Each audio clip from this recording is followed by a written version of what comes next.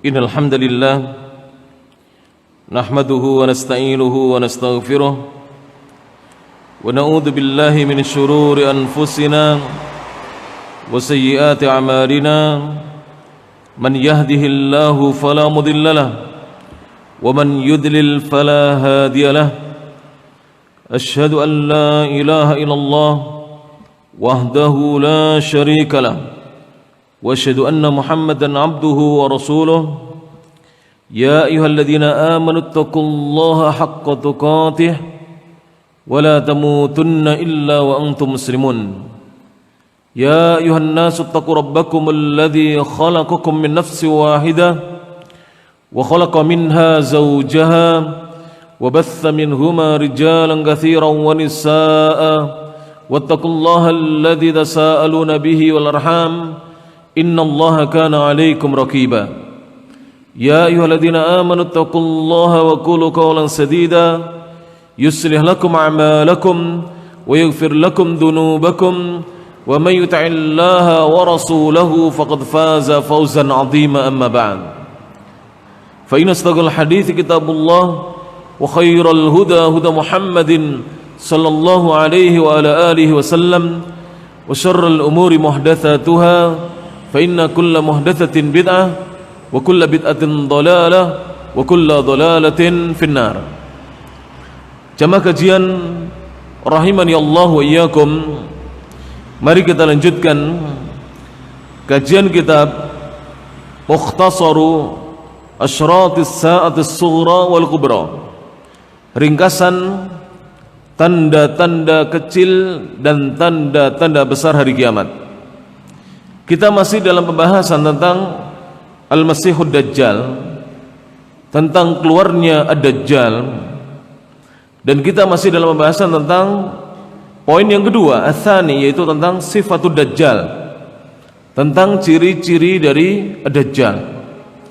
Silakan dibuka kitabnya halaman 36. Berkata penulis dan bersabda Rasulullah sallallahu alaihi wasallam, qal, maka kemudian Dajjal bertanya kepada orang-orang Arab yang bertemu dengannya, sebagaimana dijelaskan oleh seorang sahabat kepada Rasulullah sallallahu alaihi wasallam tentang pertemuan mereka dengan Ad-Dajjal la'natullah alaih.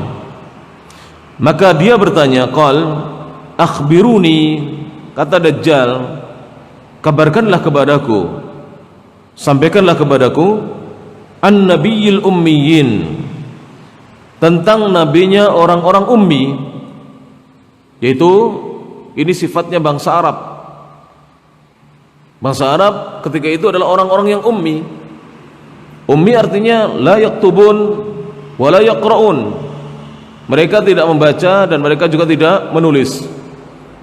Mereka tidak menulis dan mereka tidak membaca. Waktu itu memang mereka tidak belajar. Ma fa'al, apa yang telah diperbuat olehnya. Jadi nabinya orang-orang ummi itu apa yang diperbuat? Maksudnya adalah Rasulullah sallallahu alaihi wasallam. Jadi yang ditanyakan oleh Dajjal di sini adalah Rasulullah sallallahu alaihi wasallam. Maka orang-orang Arab yang berjumpa dengan Ad-Dajjal ini menjawab, qalu, mereka berkata, qad kharaja min Makkah. Qad kharaja, sungguh dia atau beliau Nabi Muhammad sallallahu alaihi wasallam telah keluar min Makkah, dari kota Makkah. Jadi Nabi itu keluar dari Makkah karena beliau memulai dakwahnya dari kota Makkah Al-Mukarramah, dan Makkah adalah Al-Asimah Al-Muqaddasah, ibu kota yang disucikan oleh Allah Subhanahu wa taala. Buq'ah Muqaddasah, satu tempat yang disucikan oleh Allah Subhanahu wa taala. Beliau keluar dari Makkah, wa nazala Yathrib, kemudian beliau singgah di tempat yang namanya Yathrib, yang di kemudian hari tempat ini berganti nama dengan Al-Madinah, dengan nama kota Madinah. Yang Madinah itu sendiri artinya kota dalam bahasa Indonesia. Jadi Al-Madinah dalam bahasa kita artinya adalah kota di kemudian hari. Biasanya orang-orang menggelarinya atau memberikan sifat kepada kota Madinah ini dengan Al-Madinah Al-Munawwarah. Walaupun Syekh Muhammad Ibn Saleh Al-Utsaimin rahimahullah ta'ala mengatakan yang lebih tepat adalah Al-Madinah An-Nabawiyah, kota Nabi, bukan Al-Madinah Al-Munawwarah, walaupun boleh disifati dengan sifat itu, Madinah yang diberi cahaya oleh Allah Subhanahu wa taala. Sebab bukan hanya Madinah yang diberi cahaya, Makkah lebih bercahaya. Karena siapa yang sholat sekali di Masjidil Haram atau di Tanah Haram, dilipat gandakan oleh Allah Subhanahu wa taala lebih baik daripada dia sholat 100 ribu kali lipat di masjid atau di tempat yang lainnya. Tentu Makkah lebih bercahaya dibandingkan Al-Madinah. Jadi kemudian dia Nabi Muhammad singgah menetap di Madinah, di Yathrib. Maka Dajjal bertanya kembali. Jadi Dajjal ini mengorek informasi dari orang-orang Arab, ingin tahu. Dajjal ingin tahu karena dia masih dalam belenggu, gak bisa lepas. Jadi dia masih di rantai, di belenggu. Maka dia bertanya lagi, aqatalahul Arab? Apakah bangsa Arab memeranginya, memerangi Nabi tersebut, nabinya orang-orang ummi tersebut, nabinya bangsa Arab? Qulna, maka kami menjawab, na'am. Kata orang Arab, iya, orang-orang Arab memerangi beliau sallallahu alaihi wasallam. Dajjal berkata kembali, kaifa sana'a bihim? Lantas apa yang diperbuat oleh Nabi tersebut terhadap mereka bangsa Arab? Apakah Nabi membalas perbuatan bangsa Arab yang memerangi Nabi ataukah tidak?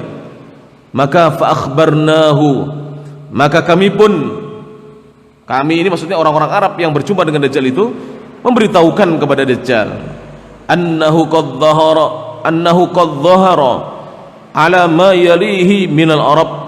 Sungguh Nabi SAW telah keluar, bahkan mendapatkan kemenangan atas apa yang ada dari kalangan orang Arab. Wa ata'uhu, bahkan mereka mentaati Nabi Muhammad SAW. Apa yang datang dari kalangan orang Arab, bahkan mereka orang-orang Arab mentaati Nabi Muhammad SAW. Setelah muncul, justru Nabi mendapatkan pertolongan dan kemenangan. Dengan jalan Allah membuat orang-orang Arab mentaati Nabi Muhammad SAW, mentaati Nabi Muhammad. Qala lahum, maka Dajjal berkata kembali kepada mereka, orang-orang Arab yang berjumpa dengannya itu, qad kana dzalik, apakah itu sudah terjadi? Apakah hal itu sudah terjadi? Jadi dia ingin apa? Memastikan, benarkah sudah terjadi? Maka kemudian qulna na'am, kami menjawab iya. Maka dia kemudian mengatakan, ama inna dzaka khairun lahum, ketahuilah kata Dajjal, sesungguhnya hal itu lebih baik bagi mereka bangsa Arab, an yuti'uhu, untuk mereka mentaati Nabi orang-orang ummi tersebut, yaitu Nabi Muhammad SAW. Wa inni mukhbirukum anni, dan sungguhnya aku akan kabarkan kepada kalian tentang aku, tentang diriku, siapa aku ini. Jadi orang-orang Arab waktu itu belum mengenal siapa yang dihadapi itu. Mereka tidak tahu kalau itu si Dajjal. Dajjal mengorek informasi dulu, karena kalau informasinya sebagaimana nanti tanda-tanda keluarnya dia, berarti dia sudah dekat waktunya untuk keluar. Apakah sudah dekat waktunya atau belum, dia belum tahu keadaan di luar sana. Mumpung ada orang bertemu dengannya yang datang dari bangsa Arab, ini kesempatan untuk mengambil informasi dari mereka. Maka Dajjal kemudian mengatakan, wa inni mukhbirukum anni, dan sungguhnya aku akan mengkabarkan kepada kalian, menyampaikan kepada kalian tentang aku, siapa aku ini. Inni, kata dia, sesungguhnya aku ini anal masih, aku adalah al-masih. Masih ingat al-masih kenapa juga digelarkan kepada Dajjal? Beda ya, Al-Masih Isa bin Maryam berbeda dengan Al-Masih Ad-Dajjal. Apa bedanya Pak Rizal? Kalau Al-Masih Ad-Dajjal kemarin apa? Yaitu seorang yang dihapus salah satu matanya. Matanya bagaimana kemarin sifatnya? Rusak sebelah.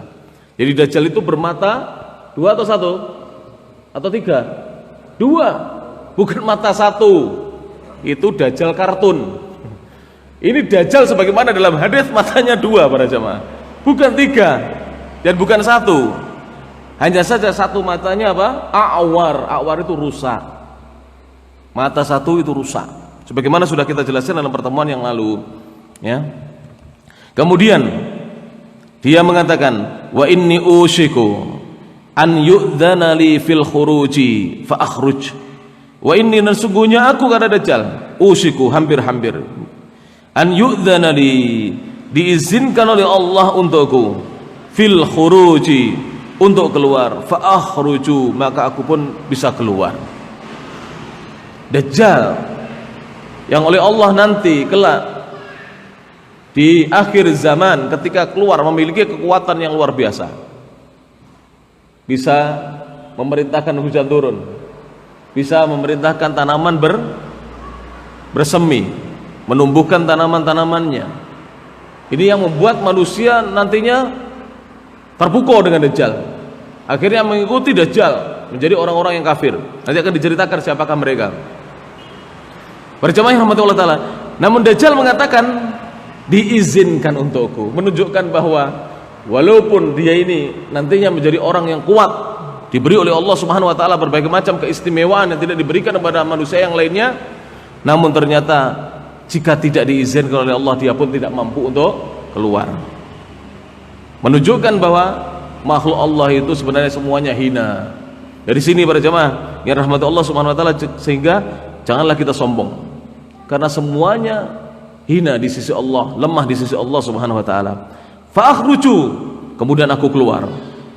Fa asiru fil ardi, maka kemudian aku berjalan di muka bumi. Jadi nanti Dajjal sudah keluar para jemaah, dia akan berjalan di muka bumi. Fala ada'u qaryatan, maka aku tidak akan meninggalkan satu desa pun, satu kampung pun. Qaryah itu desa. Tidak ada satu desa pun yang aku tinggalkan, illa habattuha, kecuali aku akan singgah, aku akan turun di desa itu.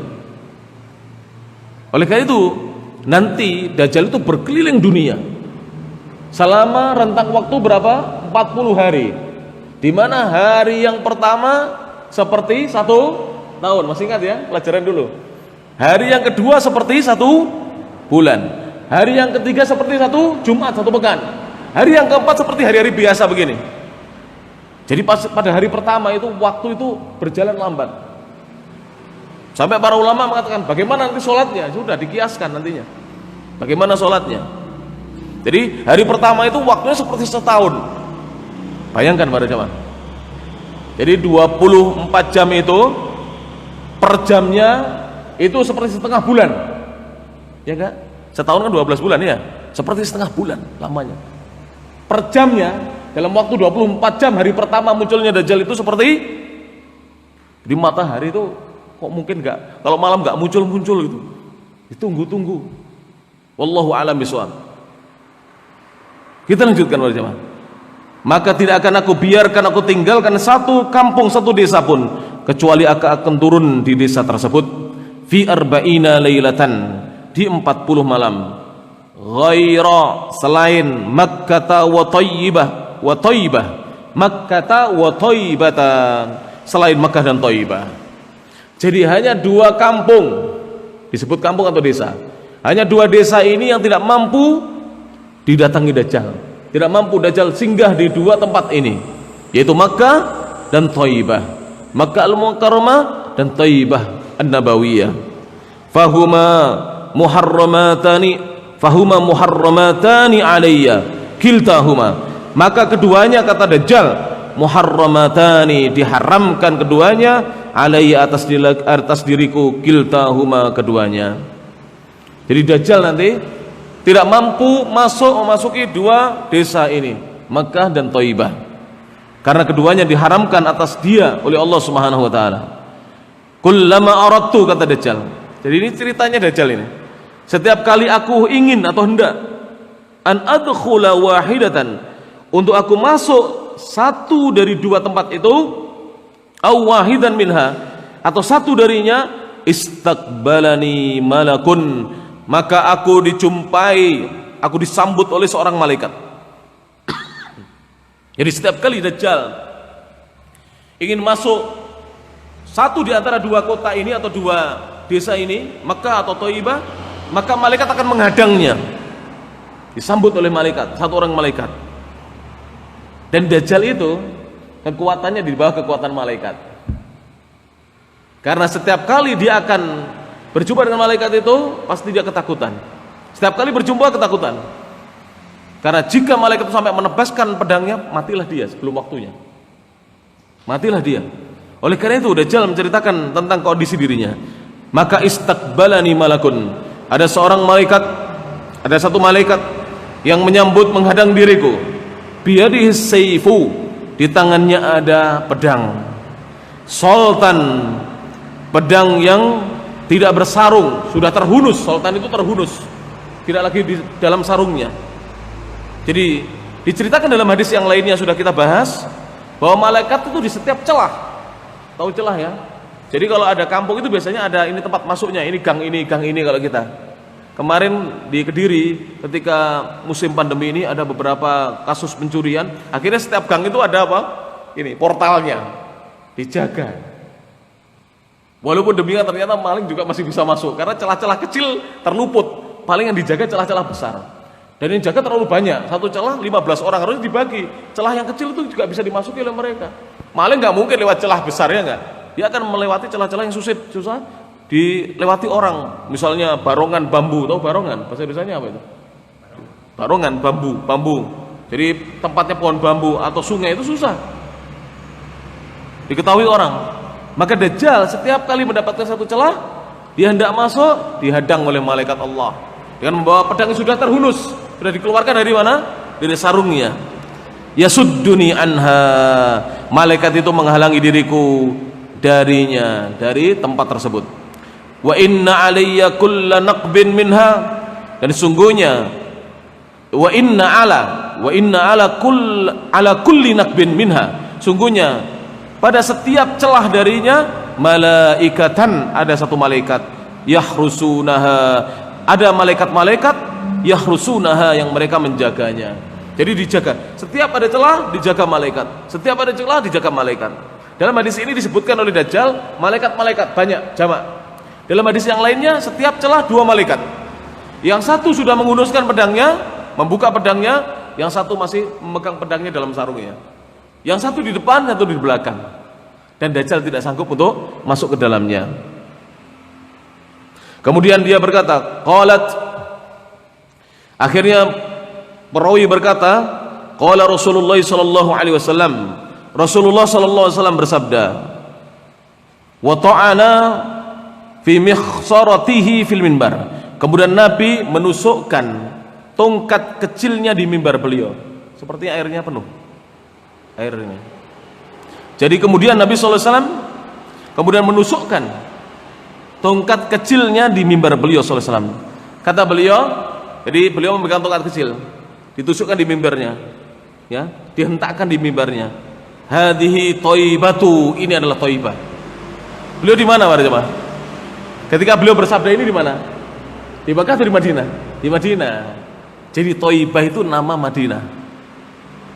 Oleh karena itu di Madinah itu ada universitas pemerintah, namanya yang pertama yang terkenal Al-Jami'ah Al-Islamiyah. Yang kedua Jami'atu Thaibah. Ini dua universitas ini. Kalau Jami'ah Islamiyah hanya pelajaran agama yang dikaji di situ, kuliah-kuliah agama. Kalau Jami'ah Thaibah ada kuliah-kuliah umumnya dan agamanya. Thaibah itu adalah nama kota Madinah. Sama dengan Makkah. Ada yang tahu nama kota Makkah selain Makkah apa? Ummul Qura. Namanya Ummul Qura. Makanya di sana ada Universitas Jami'ah Ummul Qura. Universitas Ummul Qura. Jadi ada Ummul Qura. Ummul Qura itu artinya apa? Itu apa? Itu induk ya. Ibu induk. Al-Qura desa-desa. Jadi dia pusatnya desa-desa. Kenapa dikatakan pusat? Karena jika desa-desa itu disebutkan ya oleh orang-orang Arab, jika desa-desa sekitar Masjidil Haram itu kekeringan, Makkah itu tidak pernah kekeringan. Jadi air Zam-Zam itu tidak pernah habis. Jadi tidak pernah habis. Subhanallah, ya. Hadhihi thaibatu, ini adalah thaibah. Hadhihi thaibatu, ini adalah thaibah. Hadhihi thaibatu, ini adalah thaibah. Ya'nil Madinah, yang dimaksud adalah kota Madinah. Ala hal kuntu haddatstukum dzalik? Ketahuilah, apakah aku telah menceritakan hal itu kepada kalian? Faqala an-nasu, maka para sahabat menjawab, manusia menjawab, "Na'am, iya ya Rasulullah." Jadi Rasulullah sudah menceritakan tentang kondisi Dajjal, bagaimana nanti akan keluarnya ketika para sahabat dan orang-orang Arab bertemu dengan Dajjal. Fa innahu a'jabani hadithu Tamimin, sesungguhnya telah membuatku ta'jub hadisnya Tamim, annahu wafaqal ladzi kuntu uhaddithukum anhu, di mana hadis itu sesuai dengan apa yang aku ceritakan kepada kalian tentang Dajjal, wa anil Madinati wa Makkah, dan tentang kota Madinah dan kota Makkah. Jadi Rasulullah SAW itu pernah menceritakan tentang Dajjal, tentang Madinah dan Makkah. Ternyata Tamim bertemu dengan Dajjal, apa yang disampaikan Dajjal persis dengan apa yang disampaikan oleh siapa? Rasulullah SAW. Dajjal itu pendusta apa bukan? Dikatakan Dajjal kan dia pendusta, tapi ketika itu dia jujur, karena dia ingin mengorek apa? Informasi. Dia akan mengorek informasi. Jadi Dajjal itu pendusta, tapi saat itu dia berkata apa adanya. Dan ternyata apa yang disampaikan Dajjal sama dengan apa yang disabdakan oleh Rasulullah SAW. Kemudian dia berkata, "Ala innahu," kata Nabi SAW, sungguhnya fi bahri Syami, dia itu Dajjal ada di lautan Syam, au bahril Yaman, atau ada di laut Yaman. La, tidak, bal min kibalil masyrik, bahkan sesungguhnya dia dari arah timur, kata Nabi. Ma huwa, dia min kibalil masyrik, ma huwa, dia dari arah timur. Wa au ma biyadihi ilal masyrik, maka kemudian Nabi memberikan isyarat dengan tangannya ke arah timur. Jadi Dajjal nanti munculnya dari arah timur. Dan ini akan dijelaskan di bawah tentang kemunculan Dajjal. Qalat, maka kemudian perawi berkata, fa hafidtu hadza min Rasulillah sallallahu alaihi wasallam, maka aku mengingat dan menghafal hal ini dari Rasulullah sallallahu alaihi wasallam. Jadi kisah tentang Dajjal ini dihafal dari Rasulullah sallallahu alaihi wa ala alihi wasallam. Kisahnya panjang, ini baru selesai hari ini. Jadi sejak pembahasan yang dahulu sampai hari ini, karena ini hadisnya paling panjang, barang berapa? Hampir 4 halaman ya hadisnya. Panjang sekali tentang kisahnya Dajjal.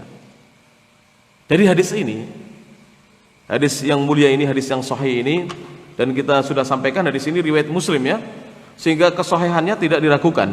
Dan yang menceritakan adalah Fatimah bin Qais radhiyallahu anha, perawinya. Fatimah bin Qais radhiyallahu binti Qais radhiyallahu anha. Fatimah bintu Qais radhiyallahu anha wa ardhaha, yang menceritakan hadis ini secara lengkap. Saya ingin bertanya, benar tidak anggapan orang, klaim sebagian manusia, bukan klaim ya, tuduhan sebagian manusia bahwasanya Dajjal itu berasal dari Saudi munculnya, benar nggak? Tidak, dari timur, bukan dari Saudi Arabia. Jadi munculnya dari timur. Oleh karena itu lihat di dalam pembahasan yang ketiga sekarang kita bahas, para jemaah yang rahmati Allah Subhanahu wa taala. Dan juga Dajjal itu bukan manusia bermata satu, sudah kita bahas berkali-kali, matanya 2, yang satu rusak. Bukan manusia bermata satu. Sehingga dulu pernah viral di media sosial, di negeri kita ini mudah viral ya, dan di negeri lain juga tidak kalah juga mudah viral, bahwa lambangnya polisi Saudi mata satu itu katanya lambang Dajjal. Tidak benar. Mata satu itu tahu, lambang mata satu apa? Artinya polisi tahu Saudi tidak pernah ngantuk. Itu lambangnya, betul. Jadi tidak pernah dia tidur. Kejahatan itu baru terjadi beberapa jam terungkap di Saudi Arabia itu. Kalau ada kejahatan baru terjadi, dilaporkan beberapa jam terungkap. Pernah kejadian, satu trailer itu memuat 1 juta pil narkoba, disimpan di situ. Entah disimpan di daknya atau apa, ketahuan, tertangkap dengan cepat. Jadi reaksi polisi Saudi itu cepat sekali. Kenapa? Itu rahasia dari kepolisian kerajaan Saudi Arabia. Makanya matanya mereka, lambangnya mata melek, mata satu itu melek, artinya tidak pernah tidur dari kejahatan. Jadi dia menebar intel-intel di mana-mana. Itu kepolisian Saudi Arabia. Jadi kejahatan di sana mudah ditumpas. Tidak sebagaimana di berbagai negara, mohon maaf, di beberapa negara Asia kejahatan sampai berbulan-bulan, bertahun-tahun tidak terungkap. Tapi kalau di sana hanya beberapa jam sudah terungkap. Para jamaah yang rahmati Allah taala. Ada informasi teroris akan ngebom di Makkah, dalam beberapa jam terungkap. Dalam beberapa jam langsung terungkap. Para jamaah yang rahmati Allah Subhanahu wa taala. Ats-tsalitsu, yang ketiga, makanu khuruj dajjal.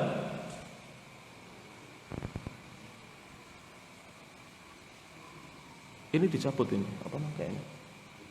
Bukan.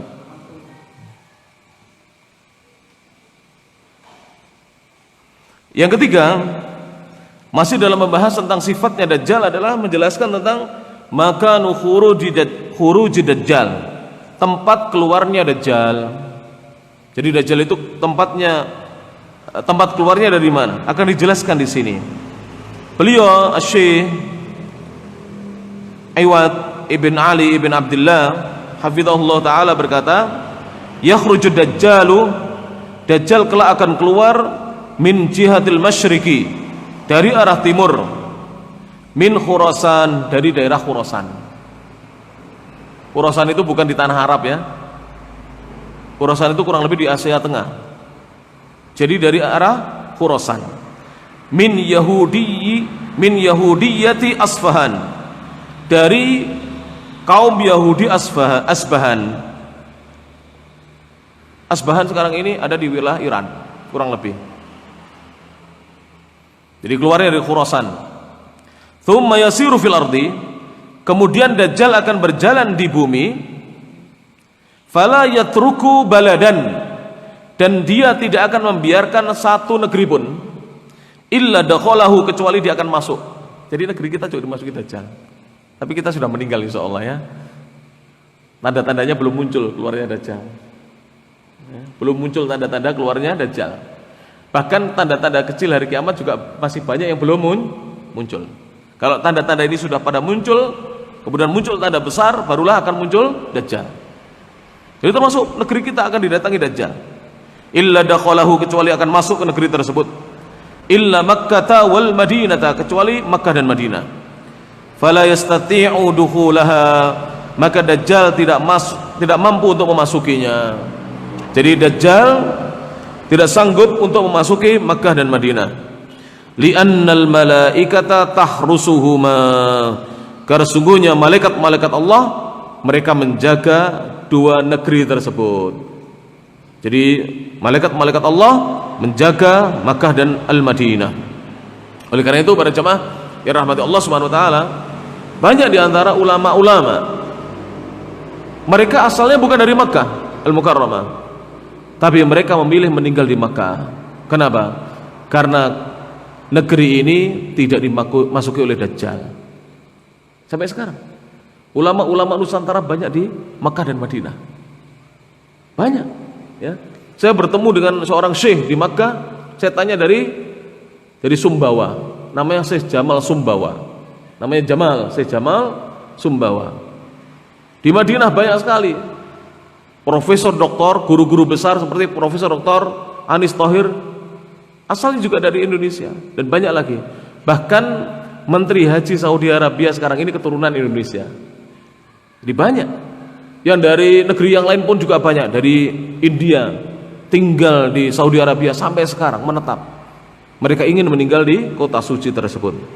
Karena memang dua kota suci itu tidak akan dimasuki oleh Dajjal la'natullah alaih. Pembahasan yang berikutnya, yang keempat, Ar-Rabi'u Atba'u Dajjal. Siapa saja pengikut-pengikutnya Dajjal. Atba', pengikut-pengikut Ad-Dajjal, pengikut-pengikutnya Dajjal. Jadi kita di sini ingin belajar siapa saja yang akan menjadi pengikut-pengikutnya Dajjal. Syekh berkata, aktsaru atba'id Dajjali, kebanyakan pengikut-pengikutnya Dajjal adalah minal Yahudi, dari kalangan Yahudi. Jadi Dajjal itu kebanyakan yang mengikuti dari kalangan Yahudi. Wal ajami, dan orang-orang ajam, non Arab.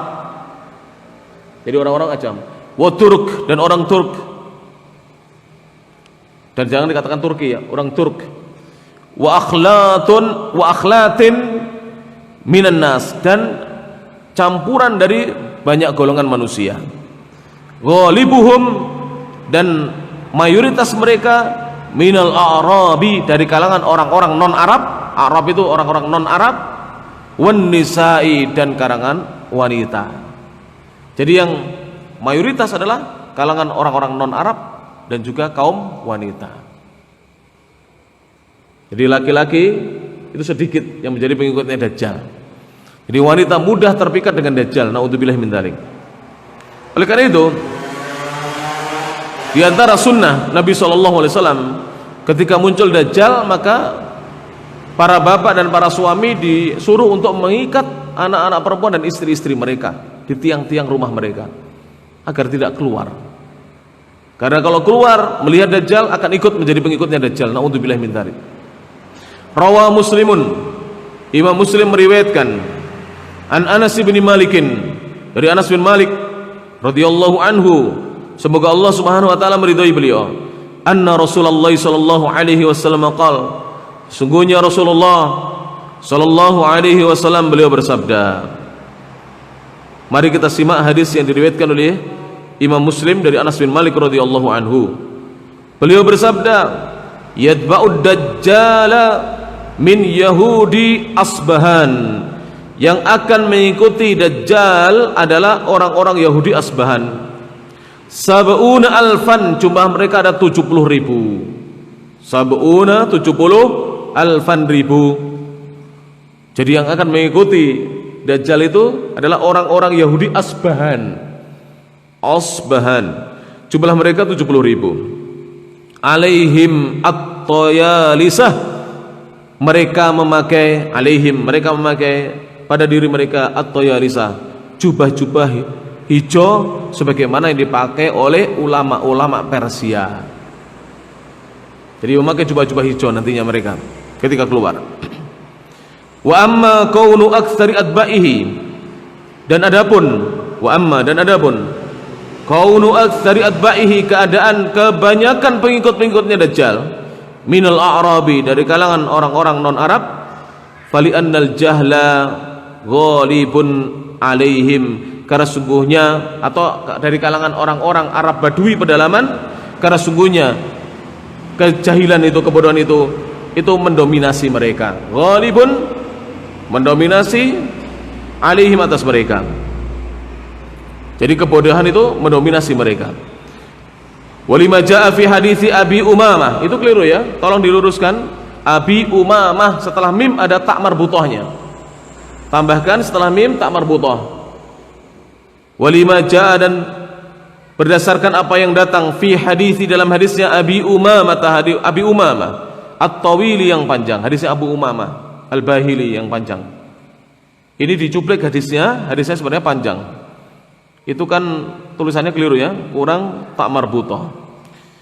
Qauluhu sallallahu alaihi wasallam, sabda Nabi sallallahu alaihi wasallam, Nabi mengatakan, wa inna min fitnatihi, sesungguhnya termasuk fitnahnya Dajjal.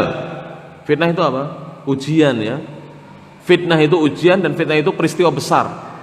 Ketika Dajjal muncul akan banyak ujian dan peristiwa besar yang mengiringi kedatangan Dajjal. Ai ad-dajjali, maksudnya fitnahnya Dajjal.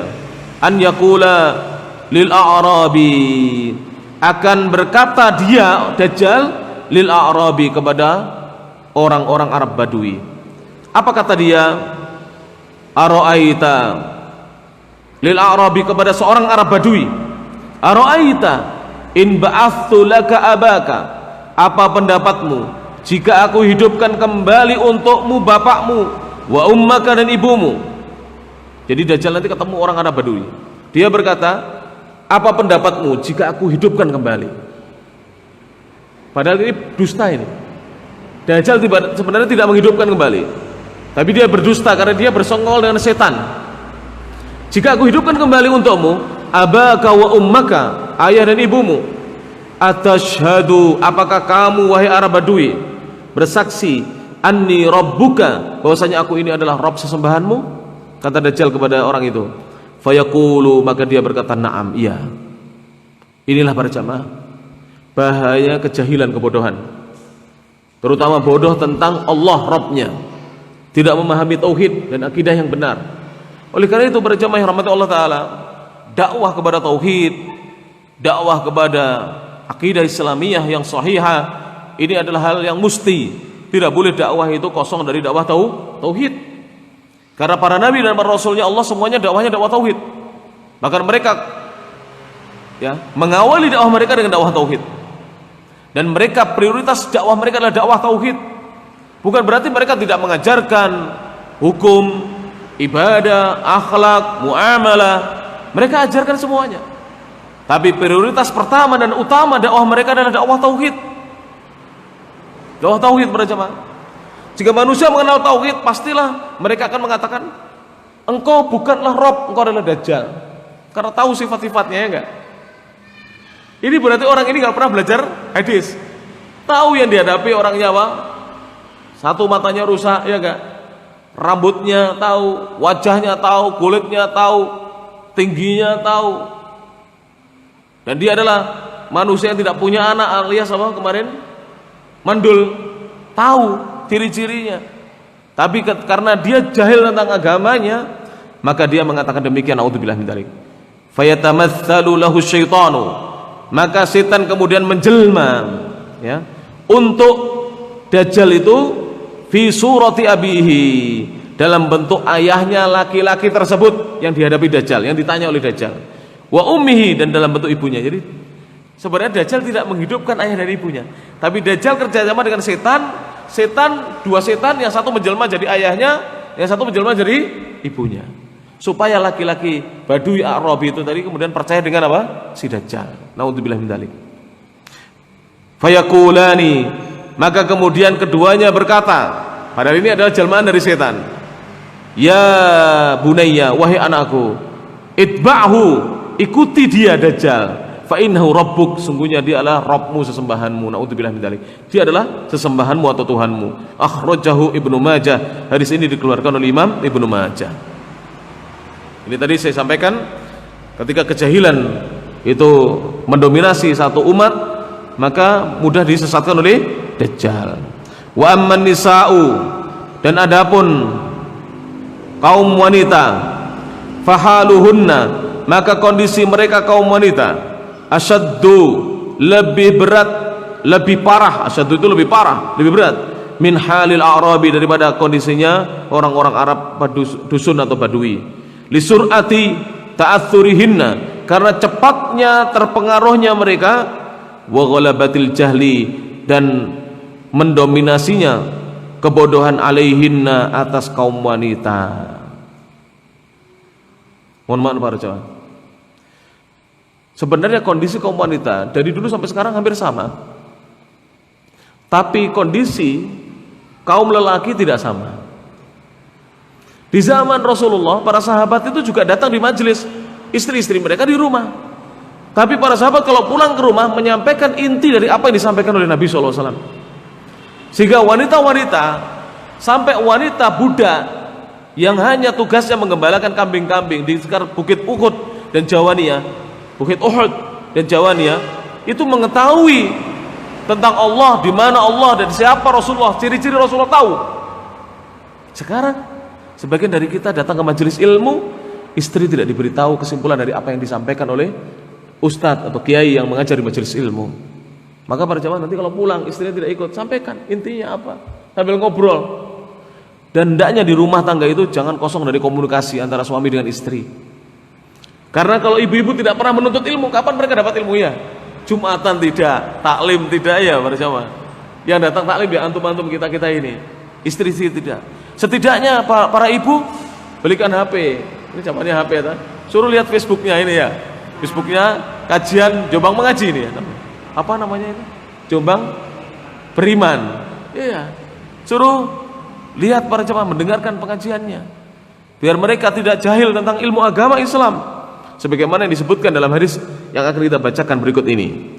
Fafil hadithi, dalam sebuah hadis, an Ibnu Umar radhiyallahu anhuma, dari Abdullah bin Umar radhiyallahu anhuma, qala, beliau berkata, qala Rasulullah sallallahu alaihi wasallam, Rasulullah sallallahu alaihi wasallam bersabda, yanzilu dajjalu, dajjal akan turun, yanzilu akan turun, ad-dajjalu, dajjal, fi hadhihi sabakhati, di tanah yang tandus ini. As-sabakhah itu tanah yang tandus. Kata para ulama, as-sabakhah itu mantiqah, satu daerah, la tasluhu lizira'ah, yang tidak bisa ditanami, tidak layak untuk ditanami. Jadi Dajjal nanti akan muncul di tanah yang tandus, yang tidak layak untuk ditanami. Kemudian beliau berkata, bimarriqanah, di tempat namanya Marriqanah, fayakunu aktsara man yakhruju ilaihi, maka yang akan menjadi mayoritas, aktsara man yakhruju ilaihi, orang-orang yang keluar menemui Dajjal, yakhruju ilaihi, keluar kepadanya, adalah minan nisa'i, dari kalangan wanita-wanita, kaum wanita. Jadi kalau Dajjal sudah keluar di tanah yang tandus, di daerah yang tandus, yang tidak layak untuk pertanian, maka yang akan menghampiri Dajjal, menemui Dajjal, keluar kepadanya adalah wanita-wanita. Wanita itu mudah gumunan, ya enggak? Kalau laki-laki tidak, memang sifatnya demikian. Coba bapak-bapak dari rumah mau beli ke toko, kalau dari rumah pesannya istri adalah gula saja, yang dibeli gula. Saya sering begitu, pesannya itu ya tak belikan itu. Tapi kalau wanita rencana beli ini, bawa uang sekian, itu uang bisa habis. Karena apa? Ada dibeli lagi, ada beli lagi, mudah tertarik. Apalagi tokonya lengkap, ya. Kayak supermarket sekarang ini lengkap, mudah tertarik wanita ini.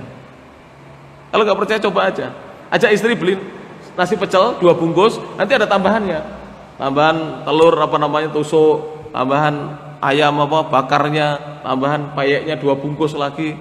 Kalau kita beli nasi pecel 2 ya 2 itu udah bawa pulang. Iya para jemaah.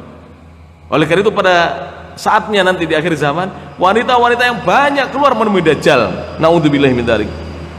Hatta innar rajula, hingga sesungguhnya seorang laki-laki, yarji'u ila hamimihi, dia kembali kepada sahabatnya, orang dekatnya, wa ila ummihi, dan kepada ibunya, wa benatihi, dan kepada anak perempuannya, wa ukhtihi, dan kepada saudari perempuannya, wa ammatihi, dan kepada bibinya, fayuthiquha, maka dia pun kemudian mengikatnya. Jadi sampai-sampai nanti ketika ada laki-laki tahu Dajjal muncul, langsung dia balik, ya, diikat semuanya, ibunya diikat, anak perempuannya diikat, saudari perempuannya diikat, ibunya diikat. Pokoknya yang wanita ini harus diikat. Istrinya diikat. Hamimihi tadi adalah istrinya, diikat semuanya. Takut apa? Kalau sampai mereka mendatangi Dajjal, ribaton, dengan betul-betul mengikat, makhafata an takhruja ilaihi, karena khawatir bila wanita-wanita itu keluar menemui Dajjal. Rawahu al-Imam Ahmad, diriwayatkan Imam Ahmad dalam musnadnya. Jadi para jemaah yang rahmati Allah Ta'ala, seperti itu nanti kondisinya, sampai demikian ini. Thayyib.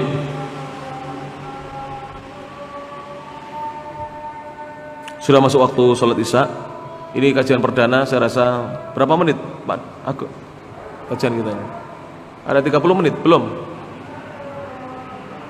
Hah? Cukup insyaallah ya. Kita buka tanya jawab. Jika tidak ada pertanyaan kita tutup ya. Subhanakallahumma bihamdik, asyhadu an la ilaha illa anta, astaghfiruka wa atubu ilaik, wa akhiru da'wana alhamdulillahirabbil alamin. Dan bagusnya Bapak-bapak ya, bagusnya nanti kalau kajian ini tetap berlanjut untuk bulan depan, kita kalau pas ngaji begini pakai masker nggak apa-apa, kecuali saya, karena saya berbicara ya. Antum pakai masker nggak apa-apa. Kalau sholat, jika masjidnya diterapkan protokol kesehatan, dijarangkan dan pakai masker, kita ikuti aturannya.